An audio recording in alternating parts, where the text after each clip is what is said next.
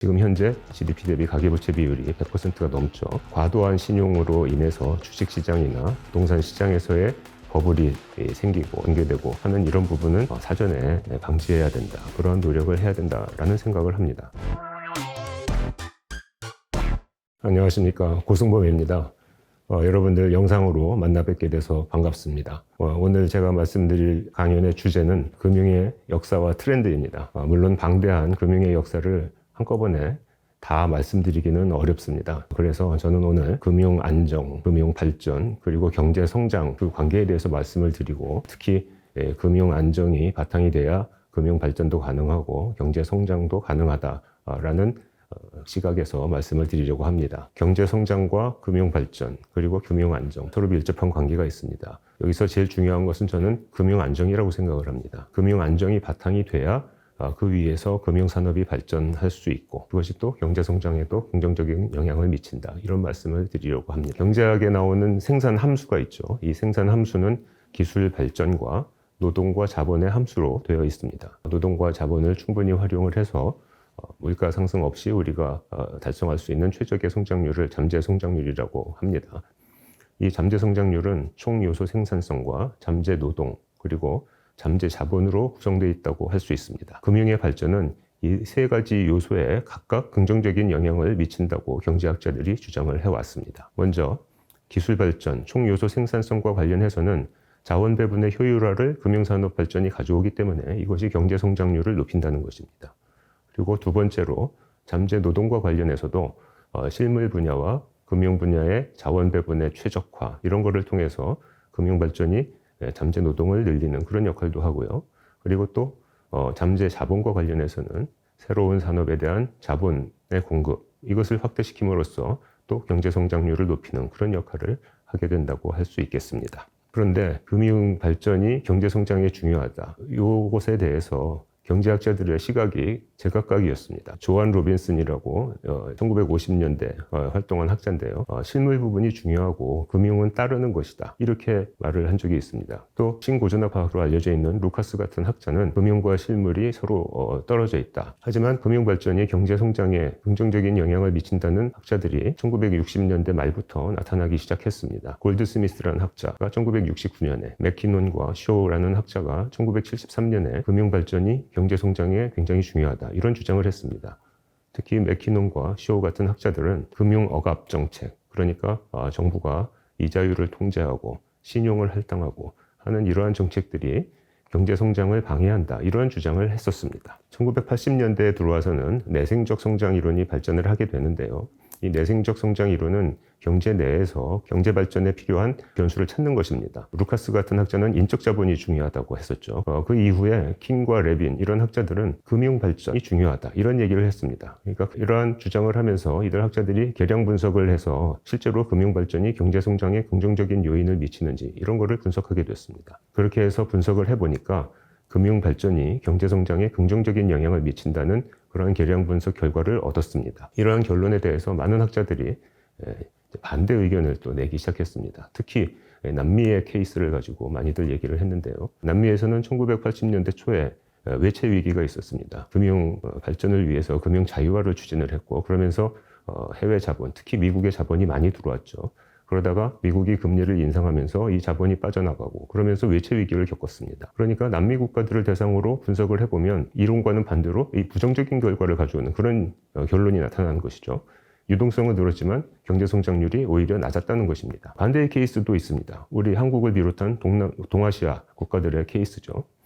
특히 우리나라를 보면 경제개발 초기 단계에서 소위 금융 억압 정책을 했습니다.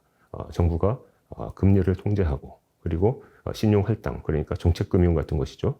이런 거를 통해서 빠른 경제 성장을 이루었습니다. 이것도 이론에서 얘기한 금융 발전이 경제 성장에 긍정적인 영향을 미친다는 거하고 반대되는 결과가 되는 것이죠. 그래서 저는 유동성이 늘어나는 것, 신용이 늘어나는 것을 금융 발전으로 보는 것이 맞느냐 하는 점은 조심해서 봐야 된다라고 생각을 합니다. 꼭 신용이 늘어나는 것이 금융 발전이라고 생각할 수 없고, 물론 금융이 발전하면 신용이 늘어나지만 이 관계를 잘 생각하면서 무엇이 진짜 금융 발전이고 또 무엇이 금융 발전을 통해서 경제 성장을 가져오는지를 잘 봐야 한다는 것이죠. 그러니까 금융 발전이 중요하지 않다는 것이 아니고 이 유동성 증가를 금융 발전으로 보는 것, 이것이 문제라는 그런 시각을 저는 말씀을 드리는 것입니다. 두 번째로 금융 안정과 경제 성장에 대해서 말씀을 드리도록 하겠습니다. 금융 안정이 해쳐지면, 즉 과도하게 부채가 늘어나고 과도한 신용으로 인해서 금융 안정이 해쳐지게 되면 경제 성장에 오히려 해가 된다는 것이죠. 경제 이론으로 보면 부채가 늘어나면 이번 기회에 소득이 늘어납니다. 즉 부채는 미래의 소득을 이번 기회에 가져다 쓰는 것이기 때문에 이번 기회에서 투자 지출과 소비 지출로 나타나죠. 그러면 경제 성장률이 높아집니다. 그런데 이제 많은 학자들이 거기에도 어느 임계치가 있다고 주장을 하게 됩니다. 그러니까 어느 수준까지는 부채가 늘어나는 것이 경제 성장률에 도움이 되지만 그 임계치를 넘어서면 오히려 부채가 늘어나는 것이 경제 성장에 부정적인 영향을 미치게 된다는 것이죠. 체케티와 카루비 같은 학자는 역U자형 그래프를 가지고 이 관계를 설명을 했습니다. 즉 어느 임계치까지는 금융 발전 또는 그 부채의 증가가 경제 성장률을 높이지만 그 임계치를 넘어서면 오히려 경제 성장률을 낮춘다는 것이죠. 그래서 많은 학자들이 그 임계치가 몇 %냐를 또 얘기를 하게 되는데요. GDP 대비 가계부채 비율로 보자면 보통 80에서 한 100% 정도를 얘기를 하게 됩니다. 그래서 지금 현재 GDP 대비 가계부채 비율이 100%가 넘죠. 정부에서도 2027년까지 100% 이하로 낮추겠다고 발표도 하고 했었는데요. 그래서 다시 또 말씀을 드리자면 금융 안정이 경제 성장에 굉장히 중요하다. 이런 말씀을 드리겠습니다. 다음 세 번째로는 금융 발전과 금융 안정에 대해서 말씀을 드리겠습니다. 흔히 금융이 발전하면 금융이 안정될 거라고 생각을 합니다. 하지만 금융 발전이 오히려 금융 안정을 해친 경우가 여러 차례 있었습니다. 대표적인 예로 2008년 글로벌 금융위기 때 우리가 금융 발전이라고 생각했던 화생상품의 발전, 금융공학의 발전이 오히려 주택시장에서의 서브프라임 모기지 사태를 확산시키는 역할을 했습니다. 이 위기에 대응하느라고 초완화적인 정책을 하게 됐고 이것이 금융 불균형을 또 누적시키는 결과를 가져오게 됩니다. 그래서 이 금융 불균형 누적 문제에 대해서 대응이 2010년대에 이루어지죠. 그래서 2015년경부터 긴축적인 정책으로 돌리려고 하는데 그 과정이 시간이 많이 걸립니다. 그런 과정에서 2020년에 코로나 위기가 나게 됐고 완화적인 통화정책과 재정정책을 하게 된 것이죠. 초완화적인 재정정책, 통화정책으로 풀린 유동성이 물가를 자극하게 되고 그러면서 세계 주요국의 중앙은행들이 다시 금리를 급격히 인상하면서 긴축정책을 하게 되는 결과를 가져오게 됐죠. 그것이 지금 이어지고 있는 것이라고 봅니다. 다시 말씀드리면 금융 발전이 꼭 금융 안정을 가져오는지에 대해서 잘 생각을 해야 되고 과도한 신용으로 인해서 주식시장이나 부동산 시장 같은 이 자산 시장에서의 버블이 생기고 이 버블이 붕괴되고 하는 이런 부분은 사전에 방지해야 된다. 그러한 노력을 해야 된다라는 생각을 합니다. 네, 그러면 과도한 신용에 의해서 촉발되었던 세계적인 금융위기에 대해서 먼저 말씀을 드리겠습니다. 금융위기 연구의 효시라고 할 수 있는 사람이 킨들버거라는 학자입니다. 광기, 패닉, 붕괴, 금융위기의 역사라는 책을 썼는데요. 여기에서 1636년 네덜란드에서 발생했던 튤립 버블부터 시작해서 나스닥 버블까지 세계 10대 버블에 대해서 연구를 했습니다. 지난 100년 동안에 가장 컸던 위기를 들으라고 하면 1929년의 대공황과 2008년의 글로벌 금융위기를 흔히들 얘기를 합니다. 이 두 위기도 과도한 부채, 과도한 신용하고 저는 연관이 돼 있다고 생각을 합니다. 그러면 저는 이제 대공황과 글로벌 금융위기에 대해서 좀 더 자세히 말씀을 드리려고 하는데요. 1920년대의 분위기는 경제성장에 취해서 주식시장의 낙관론이 크게 퍼지던 시기입니다. 그래서 흔히 1920년대를 얘기할 때 포효하는 20년대, 광란의 20년대 이런 표현들을 씁니다. 당시에 유명한 피셔라는 학자가 주가가 영원한 고원에 이르렀다라는 주장을 합니다. 엄청난 실언이 돼버렸죠. 그리고 피셔 자신도 주식으로 인해서 많은 돈을 날리게 됩니다. 이렇게 대공황이 발생하니까 대공황의 원인이 뭐냐에 대해서 또 의견들이 나오기 시작했습니다. 대공황 당시에 나온 의견은 소위 청산주의자 견해라고 하는데요. 과도한 팽창 때문에 과다 부채가 발생하고 이것이 과잉 투자, 과잉 생산으로 이어져서 대공황이 발생한 것이니까 긴축을 해야 된다라는 주장입니다. 당시에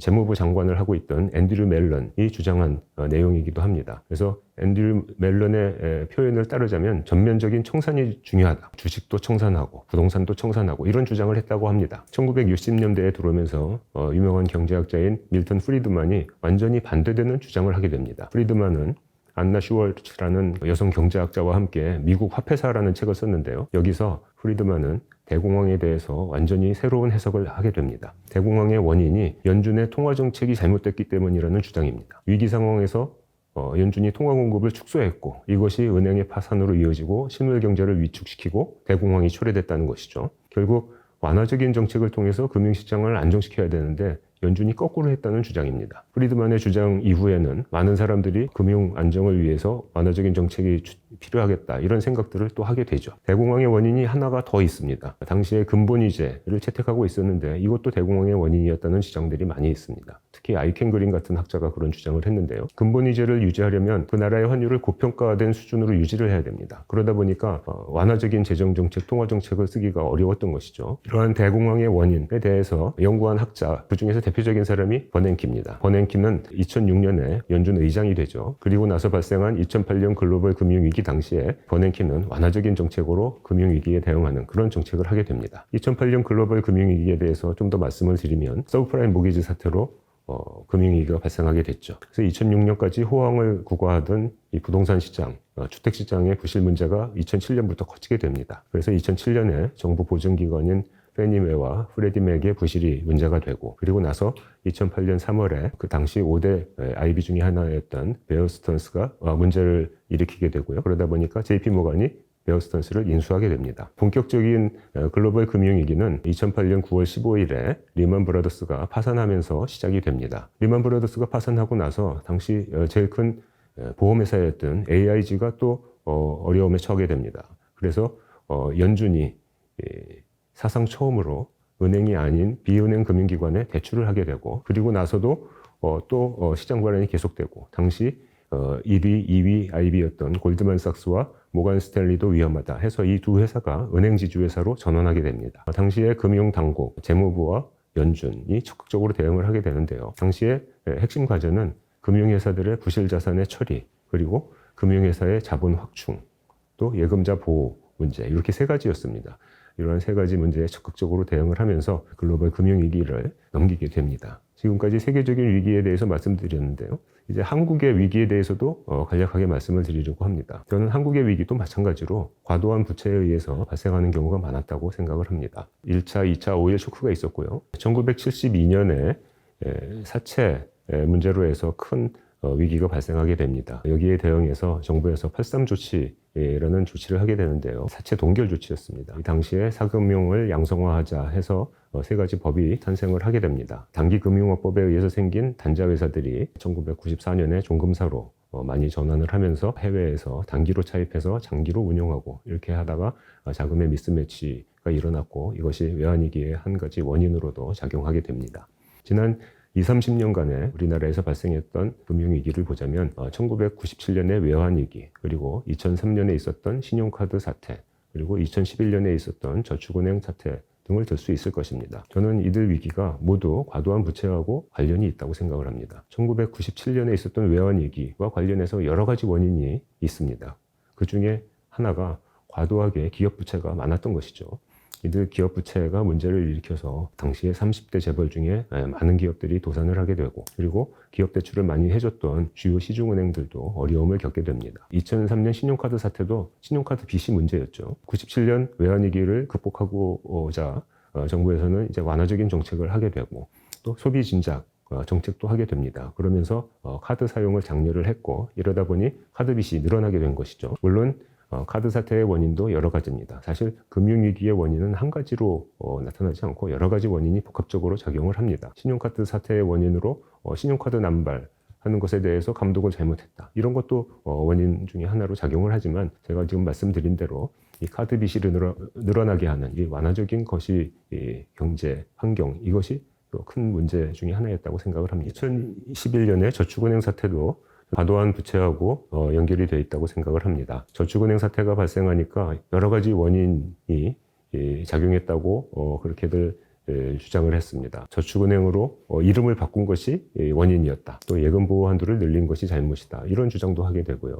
하지만 직접적인 원인은 부동산이 화랑이던 2000년대 중반에 저축은행들이 부동산 PF 대출에 올인하게 된 것이 가장 직접적인 원인으로 작용을 했습니다. 모두 과도한 부채 문제하고 연결이 돼 있었던 것이죠. 라인하트와 로고프 두 학자가 이번엔 다르다라는 책을 썼습니다. 세계적인 금융위기, 재정위기의 사례들을 연구하고서 쓴 책입니다. 그들의 주장은 책 제목은 이번엔 다르다이지만 이번에도 다르지 않다는 얘기입니다. 정부나 중앙은행이 대비가 잘 돼 있다고 해도 항상 금융위기는 반복적으로 나타난다. 이러한 얘기죠. 마크 트웨인이 한 마리 유명한 말이 있습니다. 역사는 있는 그대로 반복되지 않는다. 하지만 어떤 리듬이 있다. 이런 말을 했습니다. 금융위기의 역사도 마찬가지라고 생각합니다.